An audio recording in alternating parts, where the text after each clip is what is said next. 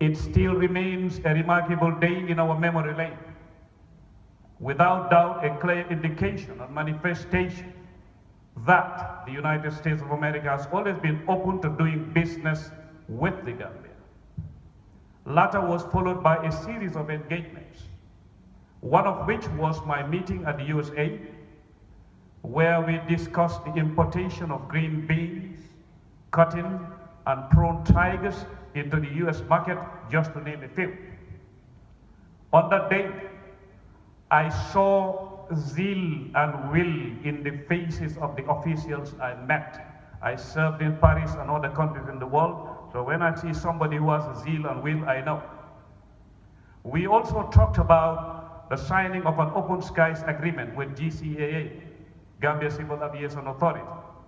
As the old adage says, the proof of the pudding is in the eating. What was on the plate of achievements? Let's proceed. World Airline began flying between Baltimore and BIA, Banjul International Airport, but stopped due to lack of passengers, among other odds. It can still be reignited as a process, particularly with a motivating ambassador like Ambassador Sharon L. Crow. Not only that, I came to the Gambia in October 2002 with a team from Orlando, Florida, representing a company called AfriNat. It was to complement World Airlines or any other that we could convince to fly USA BIA, but that process was unfortunately blocked by red tape and lack of follow-up here in the Gambia. Let's shift the gears.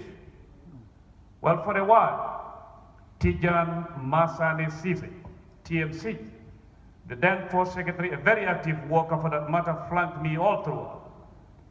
We were allocated slots at the PG County, Prince George's Economic County seat, where business incubators, I heard Dr. Drame mention that, for visiting Gambian businessmen and women who are yet to be familiar with the US market remain available free of charge. America gave us that. Latter preceded the Corporate Council for Africa's meeting in Washington, D.C. Coming back to the above reference on matters related to airlines, my mind recalls the fact that we visited Baltimore with a very active Gambian consultant, Mr. Lamin Sarr, who is a household name within the intellectual arena of Gambians. I was there also with Kaba Diouf. I think the CEO would know Kaba because they are all, you know, on the lanes to run to see who will beat the other. We also visited Rhode Island, where meetings were held with Gambians and Americans. Gambians in the USA blended during those meetings with US businesses, and many were convinced to come over. That's what we are going to do today, inshallah. We went to Annapolis, Maryland, to visit Alex Haley's museum, and then a luncheon was organized with American business owners and the then Lieutenant Governor with the mayor attending. During that visit, African Americans we sat with were set to engage on rewriting the story of the door of no return at Gore Island to substitute it with the middle voyage experience. Mr. Sarr played a vital role to that effect. Movie stars, musicians were set to be part of the cruise from USA to Gore Island, then come back. We wanted to defy the door of no return and call it the door that has magnetized us back to Africa. Along the way, we contacted cricket player Serena Williams. He's right here. He has her number. He was talking to her. You can explain that later, Tijan. Whose point of contact at the embassy was Tijan Masane Sisi, my most trusted diplomatic commando at the time. I'm not praising him, that is Tijan. I was in Dallas, Texas, and met producers of Coney dogs and others in the food industry. Former Texas Governor Rick Perry received me. On that day, I was on the guest list of the Austin, Texas state.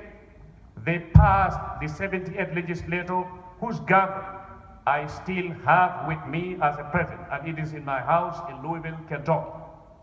On that day, senators spoke about potentials in the Gambia and zoomed on peanuts. they express interest in it, which can still be revived. Again, I will repeat, with a motivating ambassador like Sharon L. Crum. America is interested in the Gambia and Africa, to which I am the witness. None can ever doubt. Nobody can doubt me being a witness, because I lived through it and I did. Ambassador from the Gambia, which was me, one.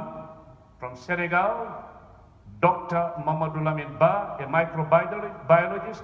Ambassador Ogun of Benin, with others, were organized by U.S. businesses, of course with the support of the U.S. government, to visit South Carolina, Greenville, and Charleston, a place identified with the Gula community, whose origin is Sierra Leone, based on what we have learned from anthropologist Joe Opala, who wrote a lot on that community.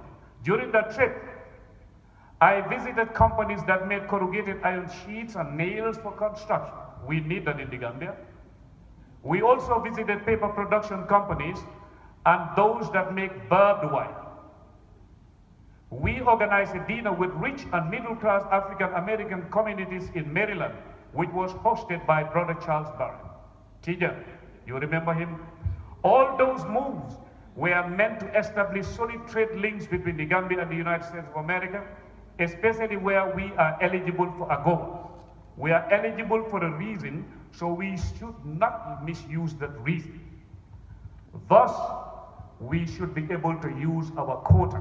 And the ambassador, hearing us speak today, there is no excuse from the Gambian side. We should work hard to utilize that. She's made it possible. We had the space. Our women folk in the Gambia engage in import-export activities across the Atlantic as far as food items. When I was ambassador, I came here, I met some of them at Paradise Hotel. When I was ambassador in Taiwan, I met our women. They are very hardworking. One of them is here. She's the one who forcefully made me join WAVE today. Former CEO of AmCham, Mr. Malik Jeng, and I have been working closely along those lines. I am also part of the Office of the Globalization in Louisville, Kentucky, the city of Muhammad Ali, where Gambians have set up small and medium enterprises and have established close ties with U.S. ones. U.S. businesses, let me bear them witness here today. I'm not speaking like a diplomat. I'm very honest in what I'm saying right now. Okay? U.S. businesses are indeed part of the best in the world, where it is about helping an economic growth. I'm not championing America for no reason. I know what I'm talking about. The story I gathered in Taimu, Taipei, as an ambassador, has shown me how American businesses help transform the Taiwanese economy to what it is today. From people who used to walk barefoot, who grew plantains and bananas, they saw them as hard workers, they came, worked with them, and where is Taiwan today? We all know. Gambia can be that. All the above pointers call for continuity. Brothers and sisters, continuity cannot be guaranteed without commitment in anything. We must understand that the real America is not the media America. The real America is not Hollywood America. The real America is not CNN America. The real and natural America wants to come to Africa, particularly the Gambia, because that's why AGOA came to existence. If they did not want to work with Africa, sub-Saharan Africa, why would the US government put in place Africa Growth Opportunity Act? That's it. So we can export our fish, our cotton, our other products to the USA, bearing in mind, Dr. Drame said it, regulation. Likewise, import into the Gambia from the USA. Mark you, before I end, American products are in it for long duration because they are quality products. I buy them, I use them, and I know them. Wear and tear and attrition cannot turn them into vulnerable prey within the wilderness of mass products. No. Okay? In West Africa, I can say with confidence also that there is no better partner for the United States of America than the Republic of the Gambia in Africa. No. Not about size and numbers. It is about strategic location and potentials in the sea, soil, and human capital. Before I close, I have this to say. Well, I know here in the Gambia, people are saying diaspora is the 8th division. Thank you. Yeah. But let's see about that. That shouldn't be flowery language from the garden of niceties. It should be mutual within honesty and interest.